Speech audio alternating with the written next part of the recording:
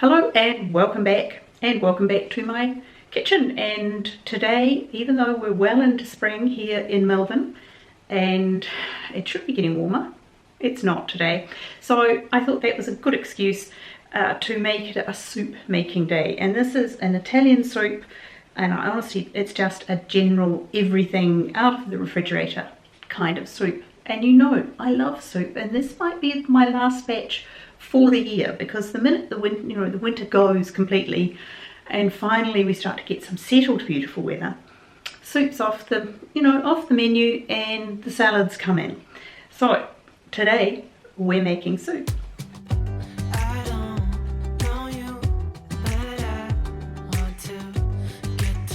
Well, it's Sunday here and that's our rubbish night, so the trash goes out tonight. And because of that, it's my traditional clean out the refrigerator night. Whatever's in there, that's a good time to make sure there's nothing old and yucky that I haven't used. But you know me, I hate waste. I'm not good at waste. So even though that's the theory, the reality means that what I do is I clean out the refrigerator and I basically make something with everything that's in there. Now, if you do that most weeks, then the worst you're going to have in there is something that's a week old. In fact, I must show you my latest tip. Hang on a minute. Just take you with me, because I saw this the other day. Oops, funny light. And I thought it was absolutely brilliant. And more to the point, it's so brilliant I didn't think it would work. To store lemons and to keep them perfect, you put them in water in the refrigerator. Now this one, I've taken one out this morning, so they've floated up. I sort of need something on top that's heavy to keep it down under the water. But the one that I took out this morning was perfect. And they've been in there for a week and a half now. Oops. And yeah, so I'm really pleased with that. It's okay, you're back on your stand now. It's okay, you won't fall down. Yeah, so that was my fabulous tip of the day. And I'll let you know if it keeps working. But this is the time of the year when we have a lot of citrus. And I like it, but I don't want it frozen. And I mean, frozen lemon juice is fine and it's really useful, and I've got frozen lime juice in there. But it's not the same as just squeezing a fresh lemon. Now, I don't know how long they last. I think it said 3 months.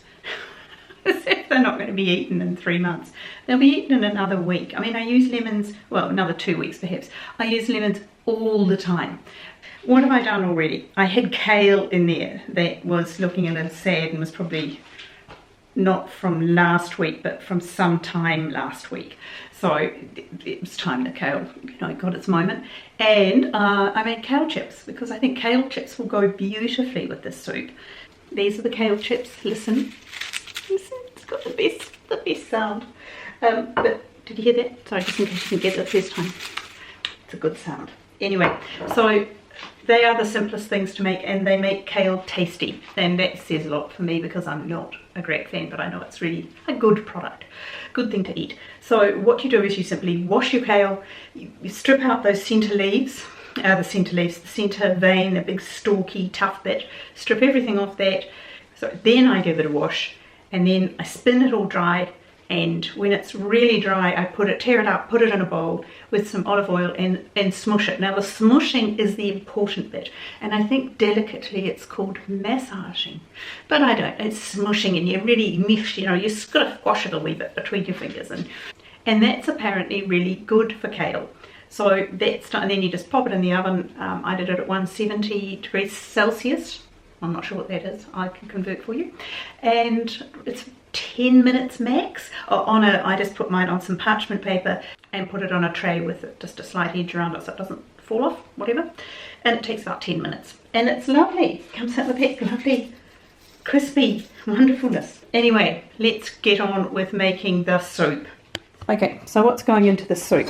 Well, they're the kale chips. I'll pop them out of the way for later. I have got olive oil, a little bit of butter, or quite a lot of butter, but it was just the last of one block of butter. I've got a zucchini that's calling out to be eaten, a potato, celery, carrot, it's just garden carrot washed well, onion of course, and green beans. That are the remains of what I've got left over. I've got half a wombat cabbage. It'll probably use about a quarter. You know how cabbage just vanishes when you put it in soup. We don't have drumhead anymore. Our supply chain isn't great. I've got some passata sauce that needs to be used up. I've got a box of stock, and I've got some cannellini beans. Oh, and of course some parmesan. Now I actually have parmesan I will use to put in it, but I'll use this to grab the heel. You know, that tough piece on the outside that really flavours soups well. It's called the cook's treat. Anyway, so I've got some parmesan to go in there. All of that is going into my big Dutch oven. Right, I think I'm going to pop these all in my food processor today. I know, I'm at that one of those days when I just think, oh look, I've got it, I'll use it. So the onion can go in, carrot. I'm not going to bother peeling the carrot. I'm just going to, I have washed it really well, give it a good scrub. I'm just going to top and tail it and move all this fluff out of the way. Let's chomp up the carrot, saves me from having a weeping moment. Now, in a soup, really, I mean, we're not presenting this carrot as something beautiful.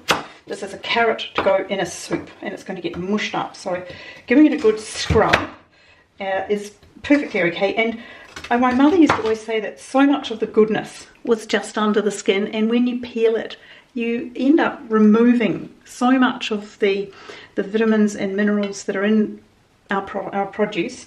When we peel them too savagely, we end up taking away so much of the goodness. And I always think about that.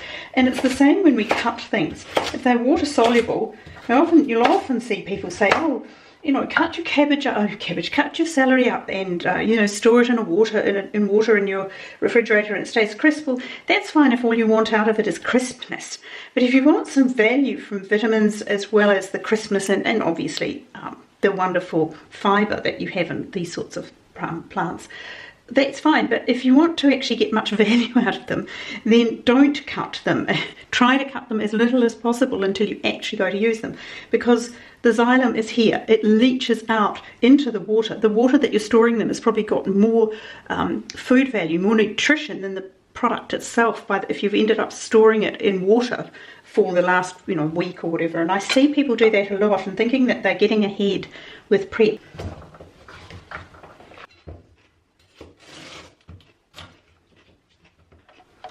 Yes, this is the lazy way to go, but some days, if you're not going to do it, unless you do it the lazy way, then definitely choose lazy every time. And the reason I already had it up, I was going to have it up, is that I will use it to grate some parmesan as well, and I'll finish up a block. So, a little bit of olive oil, a little bit of butter. And what I haven't put in there is garlic, and I really should. And by chopping it in the food processor, it actually cooks down so much faster, of course, because it's so much smaller.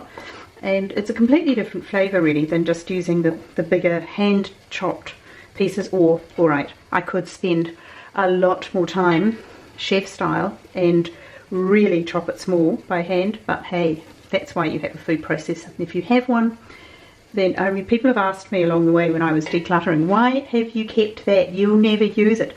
Boy, do I use it all the time. I use things all the time because I cook my own food all the time. Now while that is sizzling away, just getting nice, I'll just move you in a little. Is that you? There we go. I'm just going to go through. Now these are the remnants of my my green bean selection. You've seen better. I've seen better. But look, they're fine. They're going in a soup. The world won't end. They are here to just give it a bit more colour, a little bit more flavour, and once again emptying out the bottom of the refrigerator, the vegetable drawer, the produce drawer of the refrigerator. And when you don't want to waste things, you have to use them. Right? That's why it's quite a good idea to have one day of the week when you just set aside a day when you say, right, this is the one, the refrigerator will be all but empty. It's not actually in my case, because I did actually go and do a quick shop this morning just for some things that I needed. Mainly that I needed cannellini beans, and I couldn't get them at my local supermarket. We have real supply chain issues at the moment. Our shelves are empty a little bit. That's not quite fair. So I know that the supermarkets, the big ones, are just trying really hard to keep produce on our tables, but of course every time they have a case they have to close down and furlough the workers from the distribution centre. Now these are just going to be nice little bite-sized pieces. This is another thing that I'm not going to bother peeling, is the potato. Once again, I've washed it really well. I'll nick out these little eyelets, not for no reason really, I'll just zoom them off and zoom off the other end. But look, it's clean, it's fresh, I've just washed it. Oops, got a little mark on it there, a little mark here. Take those off. Once again, so much of the goodness of something like a potato is just under the skin. So potato skins are actually probably healthier than anything else about these.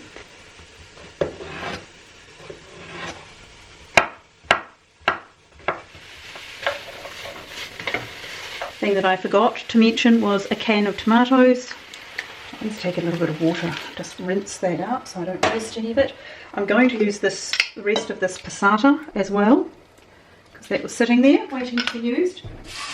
Same thing, a little bit of water and a quick shake, and I can use up all that deliciousness that gets stuck on the sides. Okay, so that's already looking pretty good. Now here's the heel of the parmesan that can go in. Now I'm going to use a quarter of the cabbage, and the best way to handle that, because it starts to fall apart, leave it attached at the base just until you've finished cutting it, and then you can do the last little clip around it. I think I'm tempted to go into the slightly smaller pieces as well. Now once again, with the cabbage it will just reduce down to almost nothing. So I may end up putting some more in, we'll see.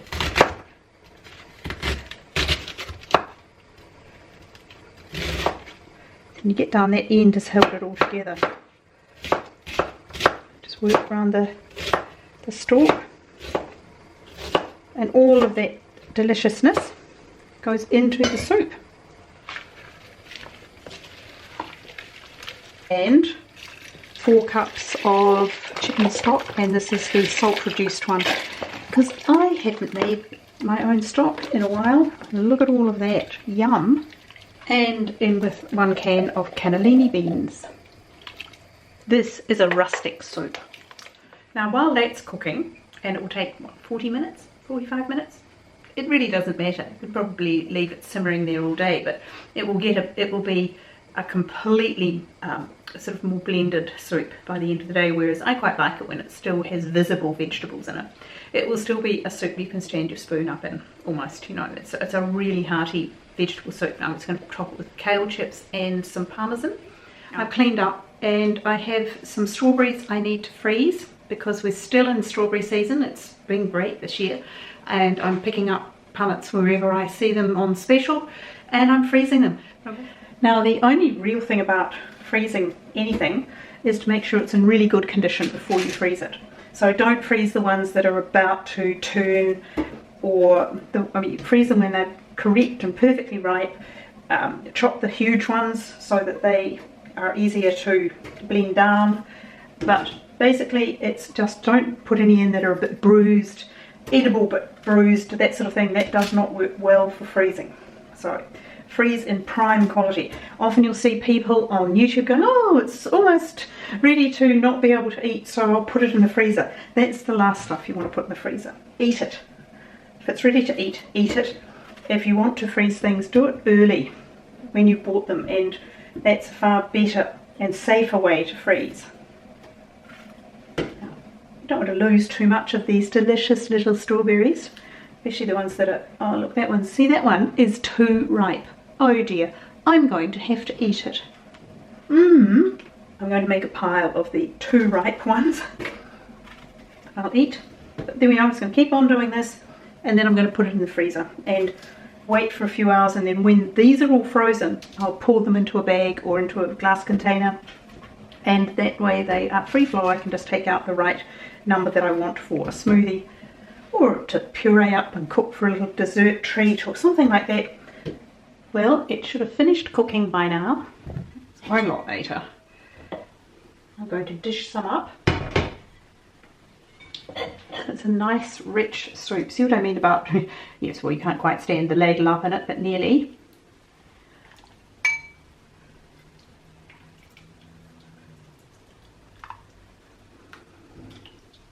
Now what I'm going to add to this is a sprinkle of the parmesan. I grated up the whole block in the food processor. A sprinkle of that on one side. And I think a crumble of these delicious kale chips on the other. Oops, that one's escaped.